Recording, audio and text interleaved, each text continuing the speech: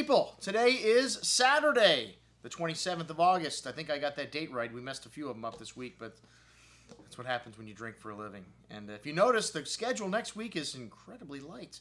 I don't think there's one event on the schedule, but you got to take a break every once in a while. That doesn't mean we're not going to be drinking here, because there's a lot of private events that we cover here at the Wine Watch as well, just like this one we're going to talk about today. And what I drank yesterday section. This is a group called the Wine Wizards, and there's not many groups, wine drinking groups in South Florida that demand my immediate attention, but the Wine Wizards, whenever they call me and say they're doing a tasting. Well, I've been to several tastings now, and I was happy to host this one here at the Wine Watch. And we had a wonderful evening. All of the wines coming from one collector cellar. You can just feel the love in the room. You know, there's nothing better than sharing one great bottle of wine with your friends, but maybe sharing 16 bottles with your friends. 16 bottles, all outstanding in quality, most excellent, killer. A lot of the reviews coming in, in the 16 wines here in those ranges, and only one disappointing wine in the whole group to me. Well, I said all the wines were from one collector cellar. We did start out with two wines from Hermes Ortiz's bag, and these first two wines, the Tenuta Carreta Gavi and the Ducati Desmoroso Franciacorta, really nice little wines. This Gavi really opened up after it was sitting on the counter for a day without the cork in it. We had people coming in the next day tasting it going, wow, this wine is great. And it had really nice fresh green apple, kind of white flower nuance on the nose when it was first opened, kind of focused and clean, kind of wet rock and a little dusty earth-like nuance to that green apple, lemon citrus fruit on the palate. Really clean, good length, a little chalk kind of minerality showing up on the finish there. The Ducati Desmoroso, this wine really kind of neat for Franciacorta. They have this lovely kind of buttery nuance, little slight nuttiness to the nose as well there, and red plum and kind of smoky character to the fruit. A little briny note there as well. Smooth and creamy texture on the tongue. Really rich wine, again with that slight kind of buttery and then a bitter quality to the finish as well. A nice honeyed note there. Really excellent bottle of a Rosé Franciacorta Method Champenoise.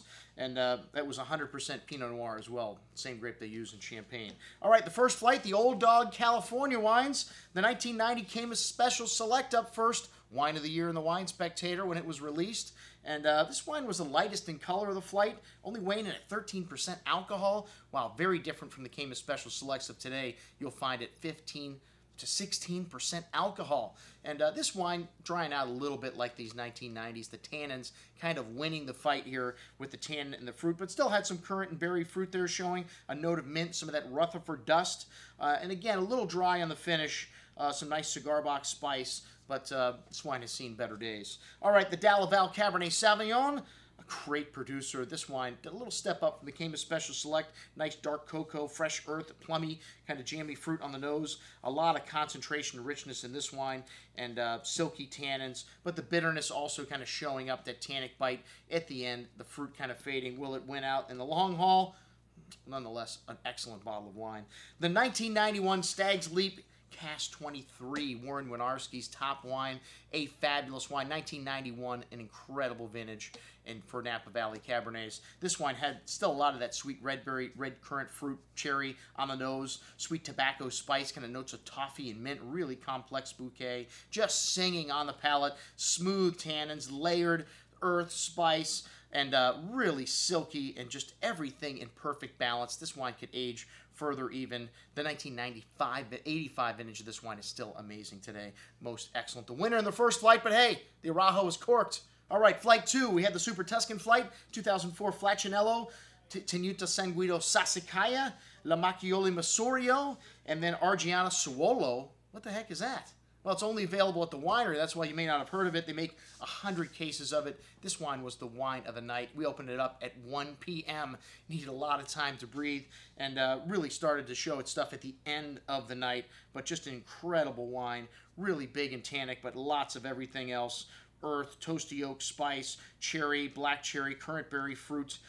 Just a wonderfully complex wine, and 100% Sangiovese Grosso, and like I said, only available at the winery. Jim picked this up on one of his visits to Tuscany. The Macchioli 100% Merlot. This wine had a lovely kind of graphite, fine herb note on the nose to the dark chocolate and dark plum and cherry fruit. Really seductive, really fruity on the tongue. Really nice balance. Rich, plump, and ripe, just like what you expect from Merlot. Some bitter cocoa and graphite minerality showing up there at the finished most excellent juice. Also, the San Guido Sassicaia, kind of lost in the shuffle here because it's Cabernet Sauvignon a little bit maybe, but really nice bottle of wine. I think 04 is a great vintage, even out on the Tuscan coast in Bulgari, maybe a little better in the interior in Chianti and Montalcino. The Flaccinello, a couple people were disappointed with this wine, but I thought it just needed time.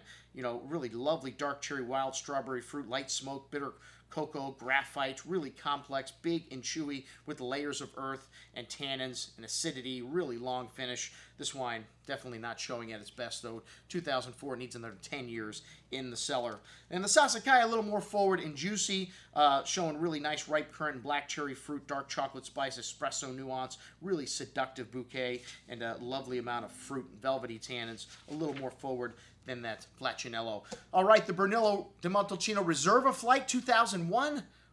Man, these wines were really hitting their stride. 2001 is a vintage, starting to drink nicely, but still has some legs. You could keep these wines for 1 or 2 more decades in your cellar easily. La Macchioli Brunello Montalcino Reserva, San Filippo Le Coste Reserva, La Poderina Banali Reserva, and Chiachi Piccolomini Pianrosa Reserva. And the wine of the flight here, man, the Chiachi Piccolomini, just kind of one of the wines of the night for several of the tasters as well. Very pronounced nose of red cherry, wild strawberry-like fruit, really focused and seductive. Notes of black tar, exotic spices, incense, really complex, and wonderful concentration on the palate. This wine just layers and layers of spice, earth, fruit, tar, red licorice, really, really complex and long, and needs another 10 years in the cellar. Killer juice the last time we had this wine at tasting. I think Jim brought it also, and it stole the show. All right, no, I think Bill Gilla brought it, actually. La Poderina, a little smoky, kind of fine herb character to the nose there. Black spices, fresh plowed earth, and really big and fruity on the palate, though. Excellent freshness, lovely concentration of that wild strawberry fruits, and firm tannins, and a lovely backbone of acidity holding everything together. Most excellent juice. The San Filippo kind of was the loser in this flight to me, but hey, there were no losers. All these wines of excellent quality, kind of light smoke and toasty oak notes on the nose, fresh earth, kind of dried mushroom, fresh herbs, and a little cherry cola-like note, and some dried meats coming in on the nose. Smooth and velvety on the tongue with notes of that black truffle and dark dried meat kind of nuance there as well. Fine tannin, still a bit young, could go another 5-10 years in your cellar at least. And then the La Macchioli, wow, excellent stuff. A note of kind of bitter green to that red cherry strawberry fruit on the nose, with a good amount of dusty earth and dried mushroom nuance as well. Smooth and polished on the tongue, and really long finish on this wine. Really big, complex, and concentrated. Most excellent juice. The flight of the night, I mean, not when you got Barolos finishing things up, and now we start now with E. Pira's Barolo Canubi, one of my favorite Barolos. I've got 5 or 6 vintages of this wine on the shelf. Unfortunately, no more 2000 left, but this is a really pretty Barolo. Lovely red cherry, mint, kind of truffle, hint of tar, exotic spices, rose petal, really delicate and a full bouquet of aromas. Wonderful intensity on the palate. This wine, though, a little bit on the delicate side as always, and really smooth, silky texture, that exotic spice and floral nuance. Not the biggest wine on the table, but for me, one of the most nuanced. The Pier Cesare Barolo Arnate, and a bit of smoke on this wine and a meaty quality to the nose, kind of herbal, little camphor and dill-like quality there as well. Excellent intensity on the palate. Some nice red berry fruit, that herbal camphor note kind of showing through the finish, but really dry, but very, very big, and really excellent juice, the Ornato. The next wine, the Paolo Scavino Barolo Bricca del Fiasco. A lot of tasters' wines of the night here as well. Another killer wine. This is always a contender when you put this wine on the table. A 2000 vintage, starting to show at or near its peak, but will hold there for another decade at least. This wine's got lovely sweet cherry fruit on the nose, really forward and inviting, pretty rose petal floral nuance, hints of that camphor and red licorice spice, kind of exotic and complex bouquet. Really incredible concentration of this wine on the palate. Lovely, smooth, silky tannins and spice, earth nuance, truffle, touch of mint. Wow, but velvety and exotic fruit here. That was the key, along with those fine tannins. Killer juice.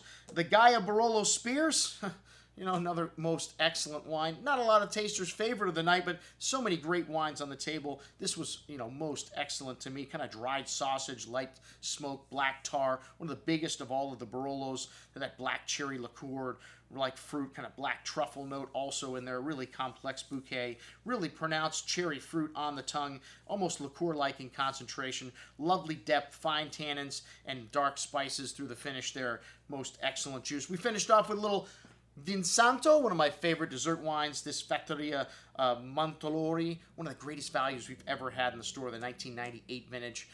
It went great with the creme brulee. Also, Tony did an excellent job with the food for these guys. They were all blown away. Thank you to the Wine Wizards for letting us host this incredible event. That's what I had to drink yesterday, folks. I'm your host, Andrew Lamposoni, signing off for the Wine Watch, saying remember, always drink the good stuff first.